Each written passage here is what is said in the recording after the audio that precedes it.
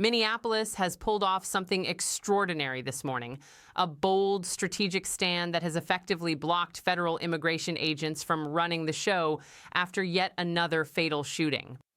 What started as a routine enforcement action outside a quiet local donut shop quickly turned deadly, claiming the life of a civilian right there on the sidewalk. But this time, the city didn't just react with anger, it responded with precision and resolve that has many observers calling it a decisive checkmate against ICE.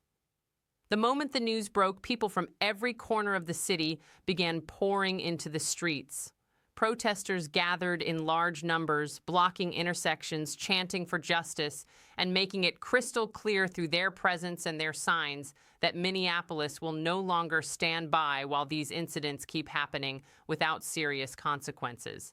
The energy in the air is tense, determined, and unmistakably unified. At the state level, Governor Tim Walz didn't hold back. He went on record with sharp, pointed remarks aimed directly at the leadership in the White House, calling out what he sees as reckless federal policies that put lives at risk and erode trust between communities and law enforcement. His words carried weight because they weren't just symbolic, they signaled that higher state authority is paying close attention. But the most striking pushback came from right inside Minneapolis itself. Police Chief Brian O'Hara didn't wait for permission or hesitate. He immediately placed the entire department on full alert, recalled off-duty officers, activated specialized units, and positioned his force to take control of the situation in a way federal agents clearly didn't expect. This wasn't a routine crowd control deployment. It was a deliberate move to assert local jurisdiction over a crime scene and prevent ICE from dictating the terms. I'm about to walk you through the most critical pieces of video evidence that have surfaced so far, then lay out step by step how Chief O'Hara carried out what looks like a textbook checkmate against the usual federal playbook. If you value reporting that actually examines these high-stakes power struggles, instead of the watered-down versions you often see on corporate channels that chase clicks over truth, then please take a second right now to subscribe. That support lets us keep bringing you this level of unfiltered analysis week after week. Right now, as thousands continue demonstrating across downtown Minneapolis and nearby neighborhoods, the whole city is watching to see how federal officials try to spin this.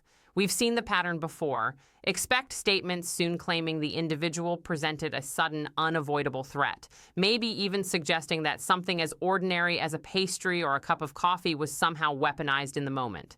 Those kinds of explanations have been used in the past to justify force, but the raw video that's already circulating tells an entirely different and far more troubling story. The footage is unmistakable. Before any shots ring out, one of the ICE agents is seen delivering a forceful blow to the man's head. Bystanders nearby freeze, then erupt in shouts of confusion and horror. You can hear people yelling questions like, "What are you doing?" and "Why did you hit him?" Their voices full of raw disbelief as the situation spirals. What happens immediately after the shooting is perhaps the most chilling part. The agents don't rush to the fallen man. They don't check for a pulse, apply pressure to any wounds, or even call out for medical backup. They simply stand there, guns still drawn, while the person lies motionless on the pavement. Minutes pass with no life-saving effort visible, no urgency, no basic first response protocol. It's as if the outcome was already accepted and helping was never part of the plan. This kind of cold, detached reaction doesn't just raise eyebrows. It points to serious systemic problems: inadequate training for high-risk civilian encounters, poor oversight of field agents, and what looks like a culture that places mission success above human life and legal accountability. For many watching, it confirms long-held fears about how these operations are conducted. Minneapolis drew the line today, and Chief O'Hara is the one holding it firm. According to detailed reporting from the Minneapolis Star-Tribune, ICE tried right away to cordon off the area and keep local police at a distance, insisting they would handle the scene themselves. That's standard procedure in their world, but not this time. The chief shut that down instantly. He gave clear orders. Officers were to move in, push past any resistance if necessary, secure the entire crime scene under Minneapolis PD authority, preserve evidence, and treat it exactly like any other homicide investigation. No exceptions. He didn't stop at securing the immediate location. O'Hara called in reinforcements from across the city: patrol officers, detectives, forensics teams, traffic units, everyone available. This wasn't just about managing angry crowds or preventing property damage. The priority was making sure the investigation stayed in local hands, with chain of custody intact and no opportunity for federal agents to remove, alter, or control key evidence. There's a very real chance federal commanders will respond by sending in larger numbers of agents, perhaps even tactical units, to force their way back onto the scene. That kind of escalation isn't hypothetical. It fits a broader pattern where confrontation is sometimes welcomed because it creates the optics needed to justify invoking emergency declarations or the Insurrection Act down the line. Chief O'Hara knows that risk, yet he's standing firm anyway. And he's not doing it in a vacuum. This move has clear backing from the top levels of city and state government. Mayor Jacob Frey has already spoken out, expressing deep anger over the repeated sidelining of local authorities.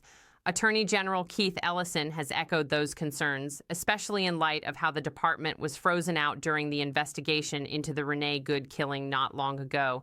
Governor Walz has signaled the same frustration publicly and privately.